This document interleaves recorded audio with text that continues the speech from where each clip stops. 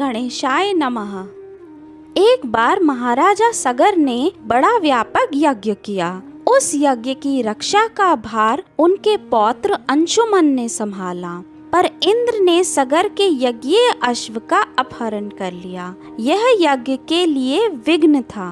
परिणामतः अंशुमन सगर के 60,000 पुत्रों को लेकर अश्व की खोज में लग गए। सारा भूमंडल छान मारा, पर अश्व नहीं मिला।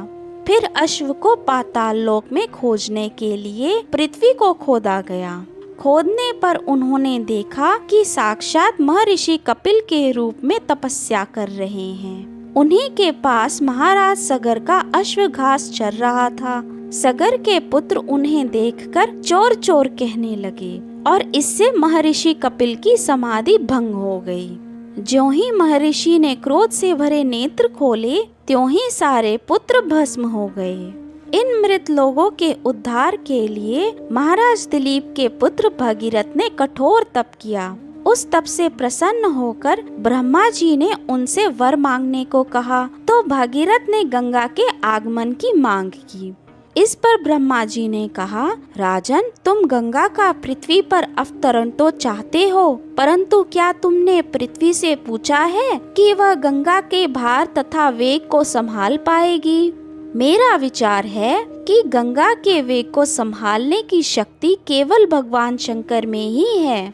इसलिए उचित होगा कि गंगा का भार एवं वेग संभालने के लिए भगवान शिव जी का अनुग्रह प्राप्त कर लिया जाए। महाराज भगीरथ ने ऐसा ही किया। उनकी कठिन तपस्या से प्रसन्न होकर ब्रह्मा जी ने गंगा की धारा को अपने कमंडल से छोड़ा। तब भगवान शंकर ने गंगा की धारा को अपनी जटाओं में समेटकर जटाएं बांध ली। इसका परिणाम यह हुआ कि गंगा को जटाओं से बाहर निकलने का पथ ही नहीं मिल सका। अब महाराज भगीरथ को और भी अधिक चिंता हुई। उन्होंने एक बार फिर भगवान शिव जी की आराधना में घोर तपस्या शुरू कर दी। तब कहीं भगवान शिव जी ने गंगा की धारा को मुक्त करने का वरदान दिया। इस प्रकार शिव जी की जटाओं से छूटकर गंगा जी हिमालय की घाटियों में कलकल निनाद करके बह गयी। इस प्रकार भगीरथ पृथ्वी पर गंगा अवतरण करके बड़े भाग्यशाली हुए। उन्होंने जनमानस को अपने पुष्प से उपकृत कर दिया। युगों युगों तक बहने वाली गंगा की धार महाराज भगीरथ के कष्टमयी साधना की गाथा कहती है।